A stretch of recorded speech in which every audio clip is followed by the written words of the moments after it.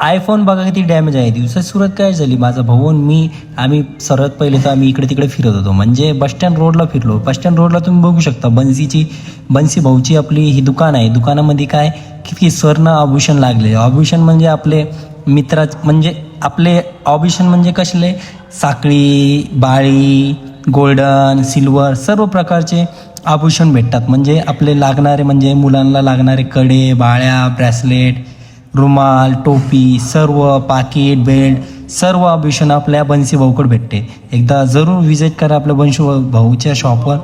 आपल्या बन्सी भाऊच्या इकडे मास्क पण भेटतात. कोरोनामध्ये लोकांनी इकले पण आपला भाऊ 12 महिने इकत असतो. मग तुम्ही बघू शकता बेल्ट वगैरे, दस्ती वगैरे सगळी चीज असे भेटतात आपल्या बन्सी भाऊच्या शॉपवर. एकदा जरूर विजिट करा. त्यांचा पत्ता आहे बसस्टँड रोड, आपलं पंपाजवळ आहे.